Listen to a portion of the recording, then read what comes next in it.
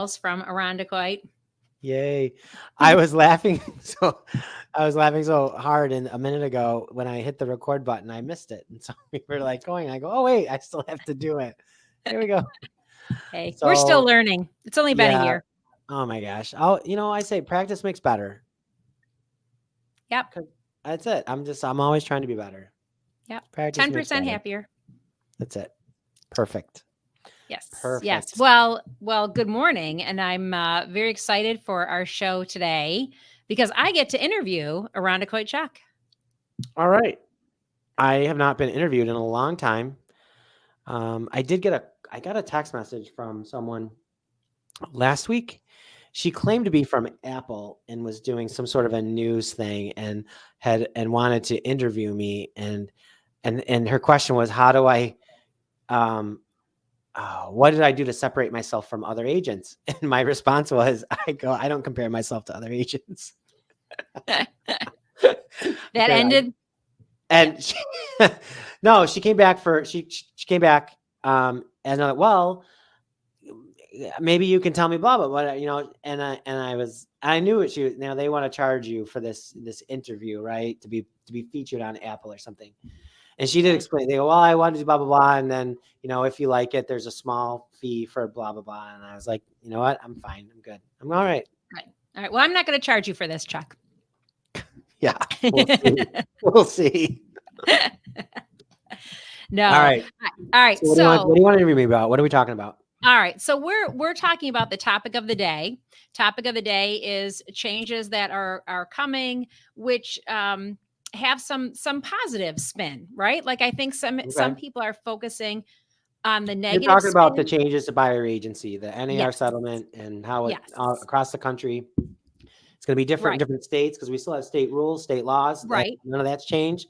But now to be released from this lawsuit, right? To be released of liability from this lawsuit as members of NAR, we're going to conform with this settlement agreement. Right. Right. Okay. And part of the settlement agreement is that buyers have the opportunity to have a relationship with a realtor before they go look at houses. Okay. Right. Absolutely. And so, the first step in establishing that relationship, the first step in any relationship, even if, heck, you could say a first date is a consultation of a sort, right? Like, let's see if we want to work together. Let's see if we want to spend time together. So besides, and I don't want to hear the answer, well, because we have to, because the settlement says we have to have an agreement. Sure. From your point of view, 10 years, a decade in the business, and you've been, and I know this about you, so this isn't part of the interview. It's like, I did my research. So Chuck, I know when you started in the business as an agent, so you're managing an office now, but when you got started in the business, buyer agency was a thing. Buyer agreements were a thing. And I know as a selling agent, you use them on all your clients, right? Yeah, absolutely. So, the word all is a tough word. We try to stay away from the max, right? Yeah. But I would say most. And I started, I got my first buyer agency agreement. Back in 2015, some of the first clients I worked with, absolutely. I had done the training class with Dan Elzer, and he, and as a new agent with not a lot of relationships, and I wasn't getting a lot of listings, right? And I've literally, like that class, when was it, in June or July or something of 2015? I got my license in February and I had started in April. Like so I was really green but I knew I could get these agreements with buyers. I knew they would agree to work with me and they would agree to be under a contract with a buyer, right? I just knew I could get them to agree to that. And so I did. I started having those conversations and it worked out. And some of the first buyers I ever worked with, we had the benefit of that agreement and we had a great relationship, and it was the beginning of the referral train. And I can think of one of those buyers. I think of the different relationships that has led to. It's been a lot. It's been a lot of a lot of business. So good. So why was it? All right. So let's start with, Sure. why was it so important to you to actually have those? And I imagine, and with the why, let's throw in the where. When you agents doing it today. So when you're talking to somebody, why and where? Okay. Well, first of all, for me as an agent, and as a new agent, it made me feel like a realtor. It made me feel like a professional because I had contracts with clients, right? Not just, loosey goosey going, doing blah, blah, blah. I'm all over the place. Listen, I'll be anywhere when, I mean, that was still true. I was, right. I said, I'll go anywhere. I drove from where I lived in Stafford to I sold a HUD cottage on the lake in Angola. Oh, wow. Right. And as you can Yeah. imagine, the commission on a HUD on a foreclosed, back when HUD foreclosures were a mess, right? And So nobody anyway, wanted them. Not like today. no, but good story. Those people that bought that, they're actually closing on their house. They turned that into a cool property. And this is almost 10 years ago. We're actually closing on Friday on their house out by me. They've been clients all along, and now we're doing another transaction for, a lot.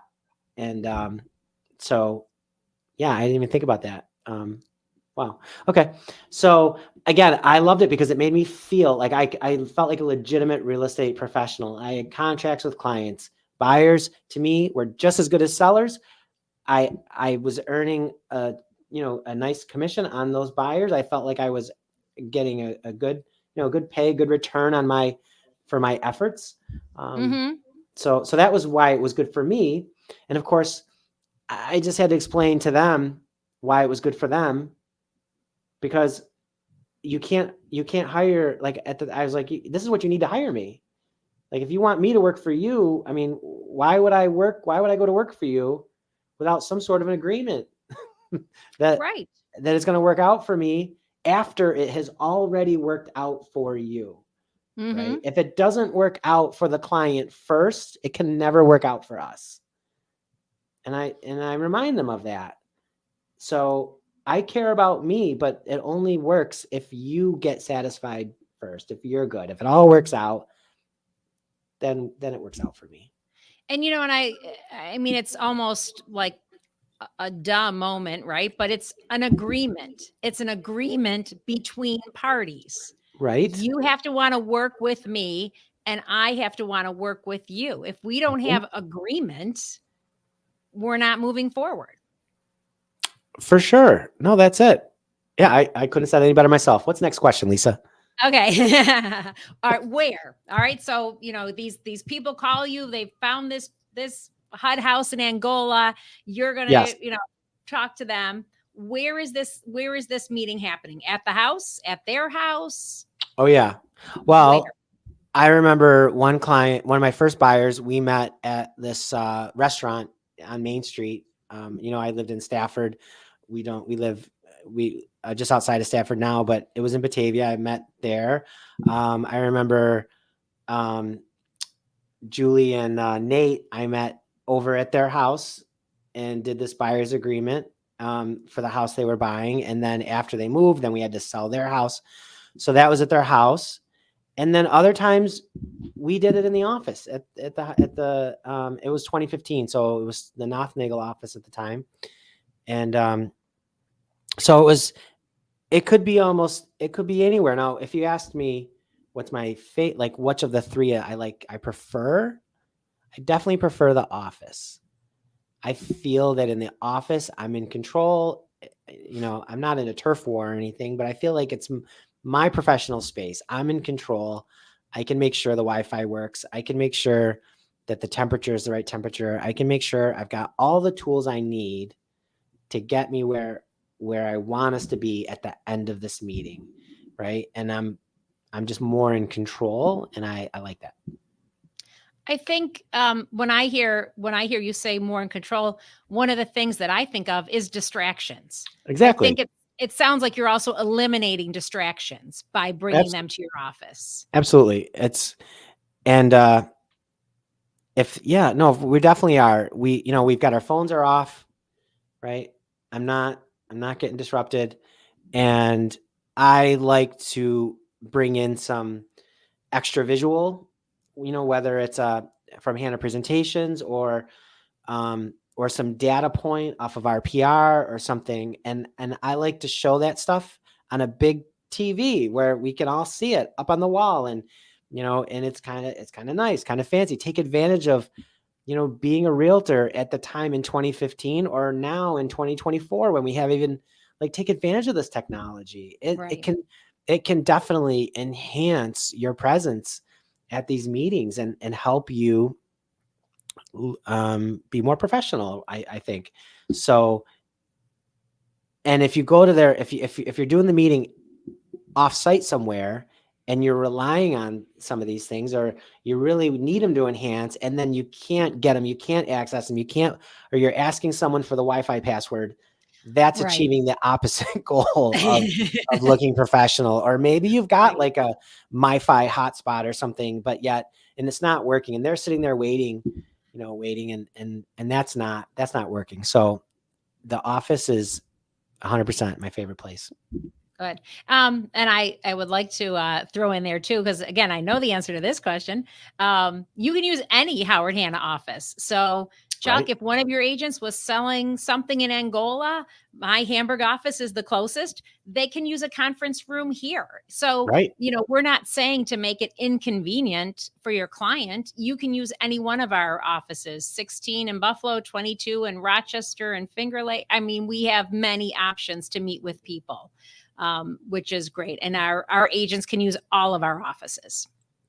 Absolutely. I get those texts from agents, especially, starting out where I was in Batavia, then, I worked in Greece, and I was down in Geneseo for a couple of years, and now I'm in Irondequoit for over 2 years. And I've gotten to know agents from all over. And I lived in Buffalo for a long time. So, I know my way around Buffalo, and I know a lot of the Buffalo agents. And so I'll get those messages often. I feel like they'll message me because they know me directly, and they can just say, "Hey, Chuck, can I use your office?" Yep. Here you go. Here's the code. Or, if we're open, we're open. But if we're not, here you go. The light switch is on the right. Just turn it off on your way out, lock up. And absolutely. It's a tremendous resource for sure. Kind of, we're throwing in our little Hanna how-to, but for the Hanna agents who are watching, that's one of the reasons that the copier is the same in all of our offices. You can walk up and how to use the equipment. You are just as professional in your own office as any other office because you know your way around. Our admins are there if you're there during the day to assist you if you need anything, but it's a great experience. Yep. And just make sure you give that manager, let them know, and even, and myself as a manager, I use the Batavia office all the time, and I send Tammy a text and say, "Hey, I need to use, ahead of time. Hey, I need to be in here, blah, blah, blah." Cause it's their office, and you gotta be respectful, and you deserve to know who's in your office and especially when it's after hours and what's going on. And it's busier and busier. I'm in my office today. We've been busy all day. You want to also reserve a conference room. If you're meeting with clients, call ahead to the manager, the admin. I'd like to reserve a conference room Thursday at 4:00. I'm meeting with a potential buyer. And that's when I need a room, and the office will make sure it's ready for you. Right. Okay. So back to the presentation. So let's pretend you've set an appointment with your client. Maybe you're talking to them on the phone, and you're going to say, "Okay, we're going to meet this day and time at this place." How do you we know you're prepared. We know you've got things going on to get ready for this appointment. If I'm a buyer and I've never bought a house before, maybe I've not bought one in a few years, and I'm newish to the process, how does the buyer prepare? What do you advise them to bring or to be ready for in that buyer consultation? Great question. So one of the things I've done to make, I think, my life a little bit easier is I've put the buyer bundle packet. I've put that on transaction desk. So if we are not meeting in person, if we are doing anything virtually, and if I have to send them something for a digital signing, they can do that. Right. But aside from that, we have the buyer consult. Oops, excuse me. So, what I should have. Oh, wait. You know what? Speaking of digital, where are we here? Boom. You know what? I'm going to do it right now. Where are we? Where is this? Share screen. Present. Share screen. And documents. So is that working? That's what I'm talking about. Hey, no, we'll bring you back. I didn't mean to boot you off the stage. So here it is. This is our buyer consultation. Okay. So I'm going to send them this ahead before the meeting. Okay. In the call, I'm going to let them know, all right, well, I need your email because I'm going to send you the buyer consultation. I'd like you to review it. It would be helpful. We'll be able to make the best use of our time, which is the last page of this presentation, reminding them that one of the things we're always doing is trying to just get the maximum value for that time, right? So I'm going to send you this ahead of time. Please review it. Whether you want to have a highlighter and you want to like highlight lines, or whether you want to have a pen and you want to take notes, you want to write your questions, what does this mean? What does that mean? Then when you come, we're going to go over that checklist where they can start to write down what's their dream house look like. Exactly. So it gets them in the mindset like, okay, I'm going to buy a house. This is the path. This is the first step. It gets them to really start to take the process seriously. Right? And that they're not just, hey, I need you to show up at 123 Main Street, open the door. I only need 10 minutes to know if I want to buy this house or not. If it doesn't have the blah, blah, blah, and the blah, blah, blah, or the buyer, who says, well, I just need you to show up at 123 Main Street. And you know what? I'll know right away. If I walk in and I want it, I'll just know. I'll know. Yeah. Right. No. Okay. No. I respect that. Like we work with all different buyers with all different styles, and and that's your style. I'm not going to tell you how to make your decision. That's not what I'm here for.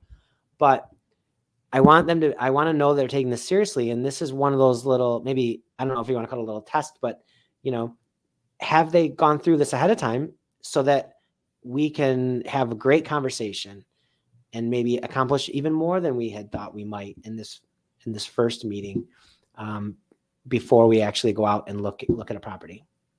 And what I hear you saying, Chuck, to the opposite of that, if you do meet with them at that house, they love the house, they want to buy it, and you have to say, oh darn, you're not pre-qualified, you're not ready to make an offer. You told me X, Y, and Z was going to impact your decision, and now the house that you love, you're not in a position to make an offer on it. And then it's like, you know what?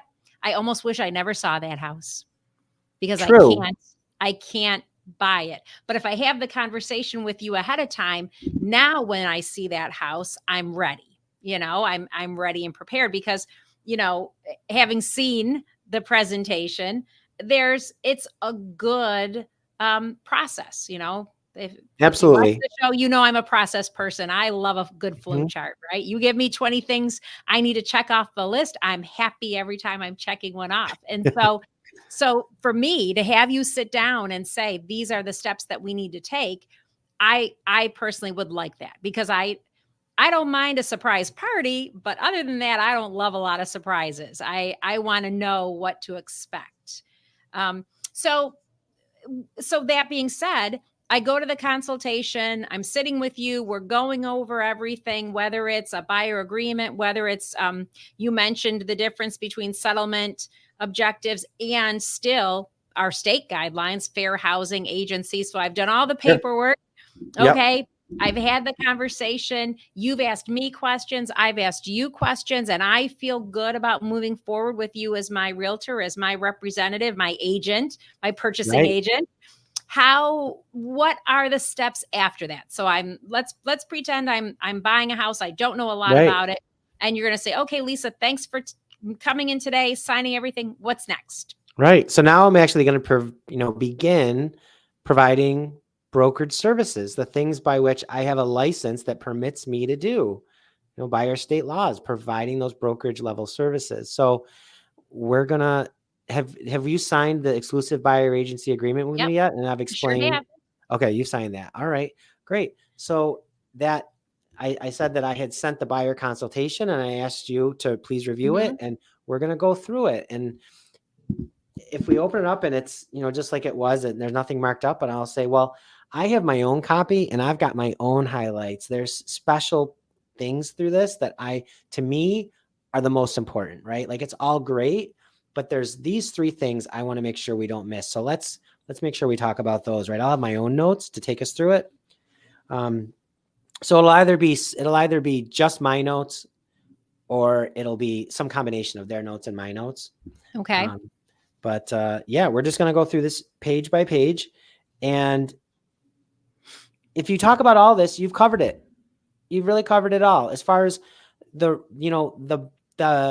real estate brokerage side of it, right? I have some other things through the year, of course, with all, your experience, my experience.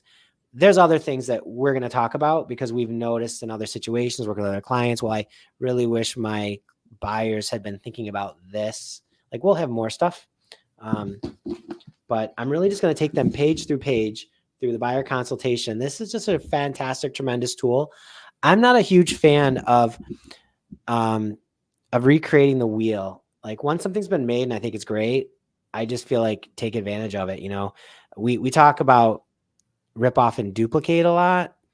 How about just rip off? I don't even need to duplicate it. I'll just rip it off. And the thing is, I'm not really ripping it off from Hannah because they're saying, hey, Chuck, have it. It's for you. Okay? Yeah. Agent, take it. It's for you. Just all you gotta do is click that thing on your dashboard, open this, click, print, send a digital file to your client, however you need it to interact with. But this is everything you need for that initial meeting. It's really fantastic.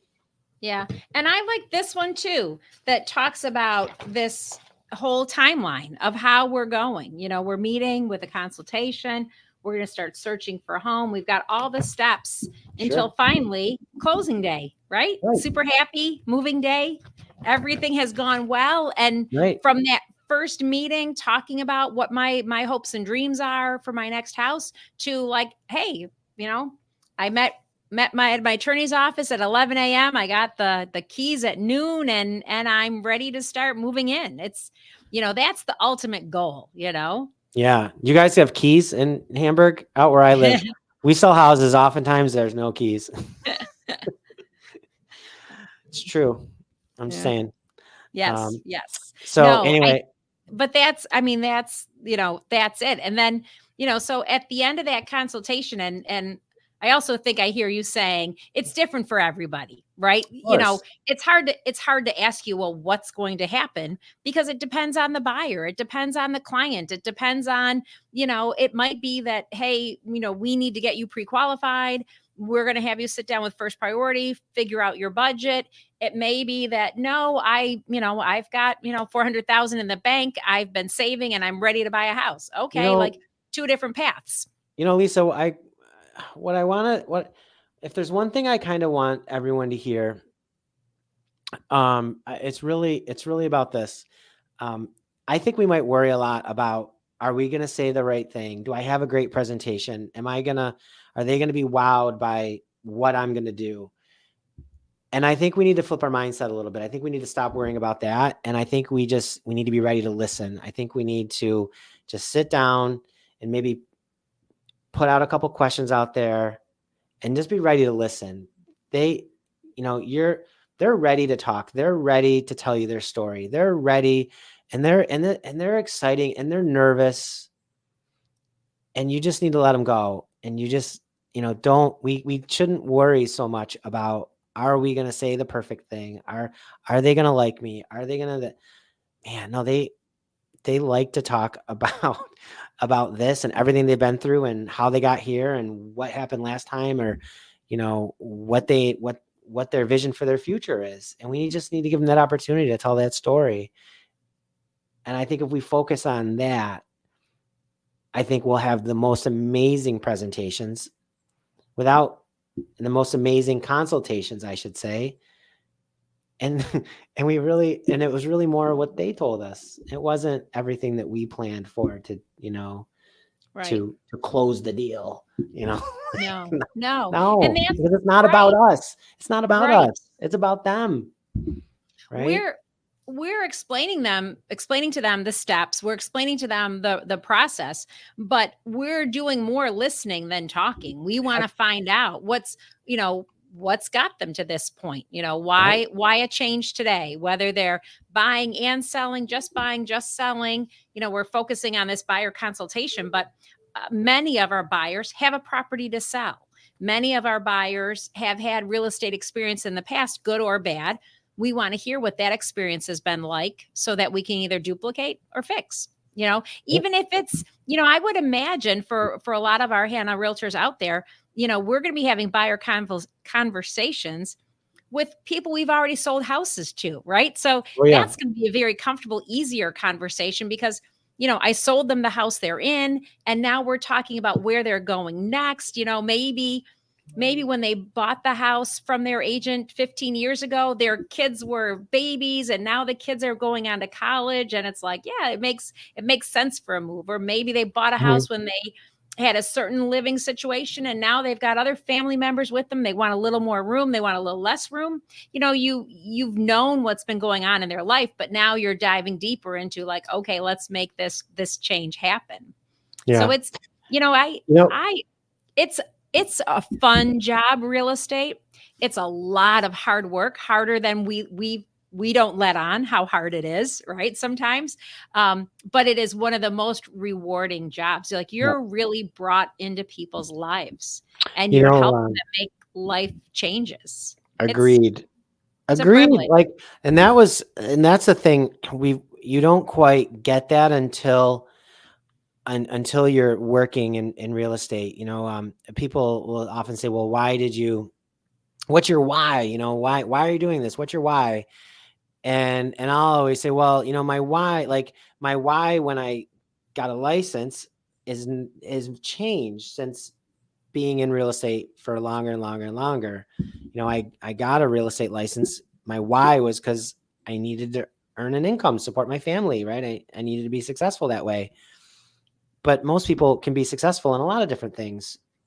And real estate is challenging, no question about it, and I said, well, but my why when I started to earn an income, support my family, that's not a sustaining why. And I found that the relationships I have with my community and my friends and my family and my people I meet, that you're just in such a critical, such a cool, important part of their life. You have this connection with them.